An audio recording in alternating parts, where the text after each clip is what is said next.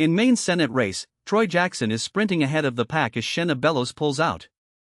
The progressive former president of the Maine State Senate has built a clear edge in the abbreviated nomination process to replace Graham Plattner after the latter stepped down this month under pressure from party leaders.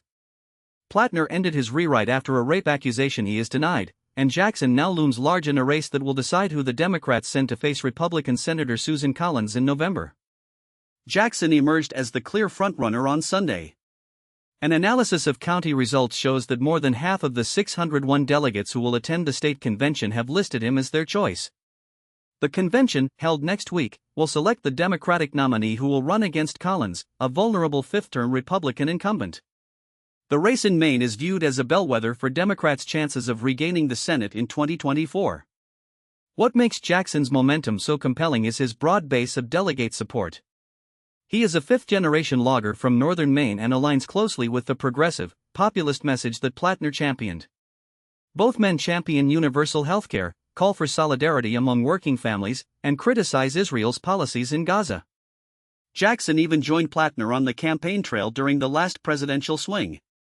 He has strong union backing and has repeatedly framed his message in terms of collective action and shared purpose. The final curveball in the race was the withdrawal of Bellows, the Maine Secretary of State, who announced that she would no longer seek the nomination. Bellows had finished fourth in the last gubernatorial contest, while Dr. Nirav Shah, a former public health official, took second place. All three had entered the Senate race this month, but Bellows' exit narrows field and boosts Jackson's standing. Even so, the convention is not a foregone conclusion.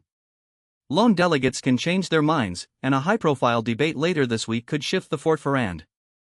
Still, the fact that candidates were broadly aligned on politics, with disagreements limited mainly to daylight saving time, suggests that the remaining two vacancies are about who can rally the most delegates to the state party machinery.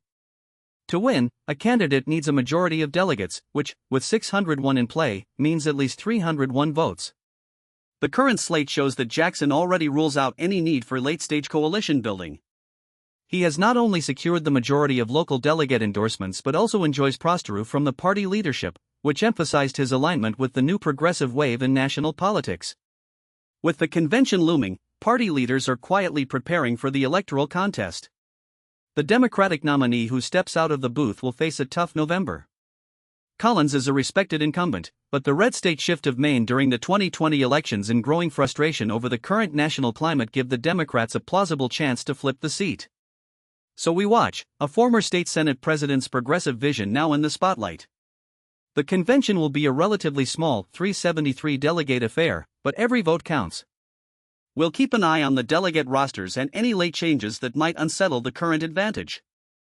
And we'll stay tuned for the November showdown between a progressive Democratic nominee and a seasoned Republican incumbent. Thanks for joining me for this brief rundown. Hope this analysis helps you understand the stakes in Maine for 2024. Stay tuned for more updates as the convention draws near, and keep an eye on how this race could shape the future of the Senate. That's all for now. Thanks for listening and see you next week.